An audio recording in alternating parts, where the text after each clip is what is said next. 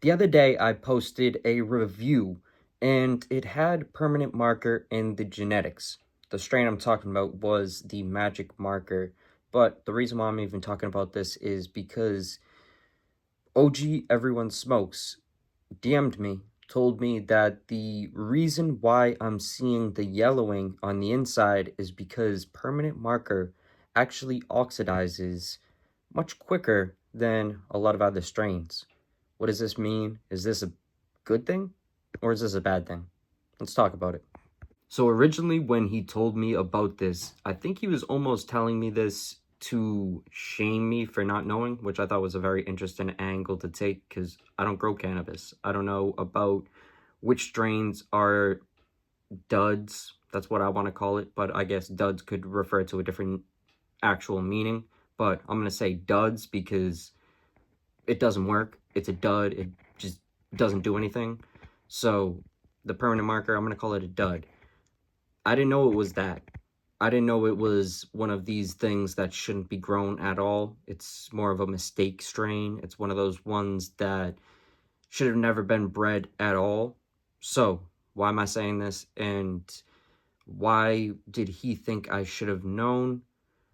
It's because it's actually something that is valuable. It's something that's actually going to play into, is this going to be worth spending your money on? And of course, in today's time, what really is worth spending your money on? There's a lot of pigs with lipstick going around the market, and everyone seems to be very disappointed. Not a lot of people seem to know why. So let's discuss why you may be disappointed in a lot of the permanent market that you're seeing. So this is one of these strains that seems to be a mistake strain. Seems to have a lot that plays into why it's not necessarily going to be the thing you're going to be super happy with smoking, but there's also a reason why a lot of people are growing it at such a fast rate right now. Everyone seems to be having permanent marker in their grows recently. Why? It's because it's yielding a lot. It's one that can definitely show off some good appearance, and it's definitely going to have some taste. It's going to have a taste that is going to be somewhat decent sometimes, but it's definitely one of those ones that also seems to pair well, very good with salts. I've noticed the taste of it pairs extremely well with salts. And why am I saying that? I think it's just a harsh, weird, bitter, strange taste anyways. So once you put it with the salts, it just seems to kind of work, which is a bad thing, terrible thing. But the real reason I came to do this video today is because supposedly it oxidates much quicker than a lot of these other strains. What that means is it's basically dying off much quicker. This is not good at all. This is not good. This means that it is something people probably should maybe only use for very specific reasons, and maybe only grow it if you know it's going to be sold within like a certain period of time, because it's something that gradually dies off at a faster rate than a lot of these other strains. It's very interesting that I'm only coming to know this now, and I guarantee you a lot of these people that watch this video would have never ever heard this if I didn't do this video. So this is a very interesting topic. I definitely want to dive a little bit deeper. So let's actually explain what oxidation is. So as you can see in this photo right here, oxidating really means that it's this chemical reaction that happens when it's introduced to oxygen.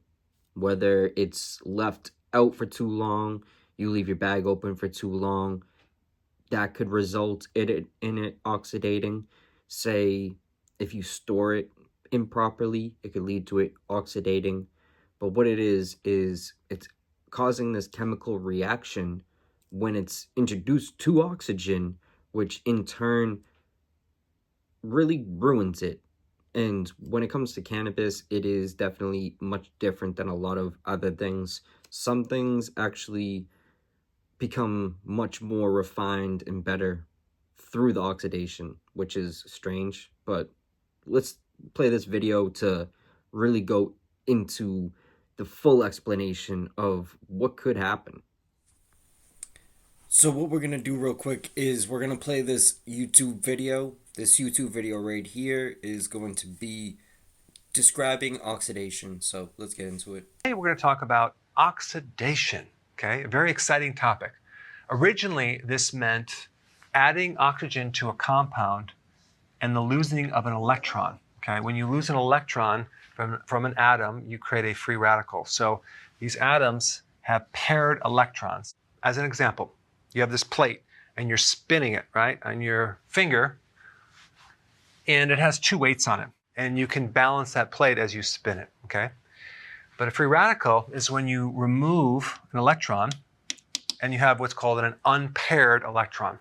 So it just has 1 weight on a plate and you're spinning this thing. Well, guess what? It's going to fly off and break something.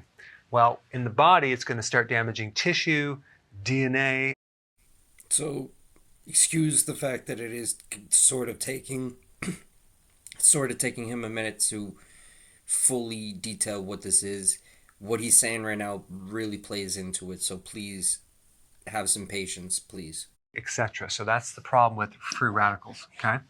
And it can come from adding an oxygen to some other compound. Now, the definition has expanded to the creation of free radicals without the oxygen. Another example would be biting into an apple. If you leave it exposed to oxygen, it's going to turn brown, right? But if you add an antioxidant like lemon, it doesn't turn brown. So what an antioxidant does is it donates an electron to make things more symmetrical and stabilize this atom. And antioxidants always come in a group or a network in food. This is why when an antioxidant donates, it becomes now unstable and it needs to borrow from another antioxidant. And this is why you need a network of antioxidants. So let me give you some examples of an oxidant. The top oxidized is glucose, okay? So what's going to happen if you have high sugar in your blood, your body's going to metabolize that. It's going to create a massive amount of oxidation, okay? It's called ROS, okay? You don't need to know the long term, but you just need to know this is oxidation on steroids. So you have all this oxidation, all this free radical damage from consuming a lot of glucose. Now it's interesting, when you consume antioxidants, and a lot of different nutrients act as an antioxidant, like zinc, selenium. Even though they're minerals, they're not like vitamin C, for example, they act like an antioxidant. And then you have vitamin E, vitamin C, even vitamin D, and even ketones can all act as an antioxidant to reduce the complications of diabetes, for example. And that's what it's really doing. It's minimizing the damage control. But glucose. So what he's saying basically is there's always going to be these certain things that are going to want to play in and help, even in the human body. For example, I have diabetes, and ketones is definitely a very annoying issue to deal with. Ketones, if you ever have ketones in your blood, it is when your blood has been too high for too long, and it will come in and start eating away your muscles. It starts eating away fat. It will cause you to go into ketosis, where you are throwing up insane amounts. It's a terrible situation. Very terrible situation. And as you can hear, this plays into other fruits. It plays into all sorts of different things that aren't just human, of course. This is something that happens through mismanagement, of course, though. So, as the example I just gave, it is only happened to me when I was not properly taking my insulin and being a little bit juvenile, so to speak, because when I first got diabetes, I thought I was being a little bit hard-headed, to say the least. Let's get back on topic. Is at the top of the list. Next one, vegetable oils, highly unstable. They're always cooked to stabilize them, but typically they're an omega-6 fatty acid that becomes very unstable. I'm going to talk more about this in a second. And then we have iron. Think about when you have like rust. If you combine oxygen with iron, you get rust. So iron in very high amounts in your body is very, very dangerous because it's going to create a lot of oxidation. So a deficiency of iron is very, very dangerous, but an excess is also very dangerous. Pollution in the environment, chemicals in the environment, and just having low antioxidants because you don't like vegetables, okay? That can actually create an imbalance. So when you have too much oxidation versus antioxidants, that's called oxidative stress, okay? Because it's not in balance. Now let's come back to this vegetable oil, which is really not even vegetable oil, it's seed oil. Mostly GMO. We're talking about soy, corn, cottonseed, and canola. These are the four. So right here, we're actually gonna go over something that's very interesting. I honestly did not know about this before hearing this gentleman speak about this. So this is very interesting to me. Of course, I've used vegetable oil many times, and I don't know if olive oil is any different. If it is, please let me know down in the comments if you do know, or if there is some sort of oil that you would recommend. Let me know down in the comments. I've seen coconut oil as something people use instead. I've used coconut oil in some different recipes that I've done, and it works very, very well. I just didn't even really know about all of the different negative sides to different oils before, so this information right here is very valuable. GMO Let's go over this. vegetable oils that you see in the grocery store in so many of your products. Highly processed, it has trace amounts of glyphosate, which is an herbicide, and it can create this thing called advanced lipid oxidation end products.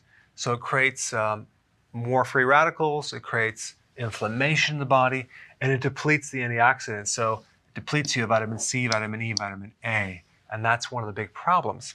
When people go to restaurants or they go to fast food restaurants, they're using these oils and they keep reheating it over and over and over. And they might reuse this for a week or 2 weeks.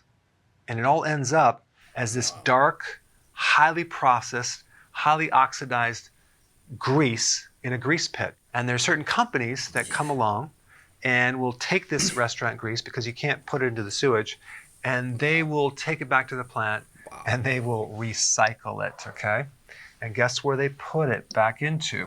Animal feeds. I printed this off one of the websites on one of the companies. There's a couple little quotes here that's quite interesting. Vegetable oils are produced from the freshest recycled raw material. Freshest? Really? And stabilized with ethoxyquin for maximum shelf life. Now, what is ethoxyquin? Ethoxyquin was developed by, take a wild guess, Monsanto in the 50s.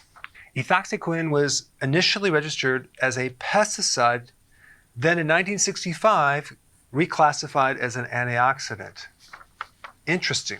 Ethoxyquin is allowed in the fish industry in Norway as a feed stabilizer. So is commonly used in food pellets fed to farm salmon. Not wild caught, by the way. Ethoxyquin is used in pellets to feed chickens on chicken farms. In 2017, the European Union suspended authorization for use as a feed additive. Of course, in America, we still use it. Welcome to America.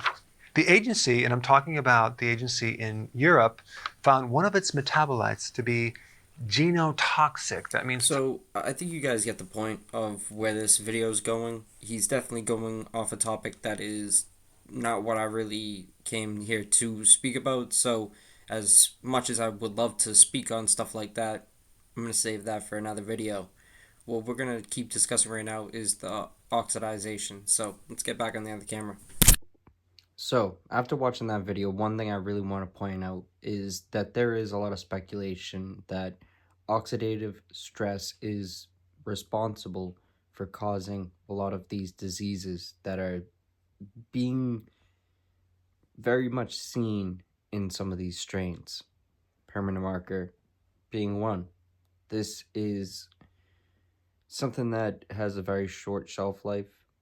It's definitely something that's also going to have a very interesting taste that would make you think it was never supposed to be in the first place. So, leads me to leave the question to you guys. What do you think about this? Is permanent marker something that is good enough that you're going to overlook all of these negative signs? Or is this something that we can now stop early before people allow clout to get to their brains too much and allow them to poison everyone around them just to feed their families? What do you think? Do you think that we should just allow this? Should we be the guinea pigs to this project? Or should we get ahead of it? Much love and respect to everyone who watches this.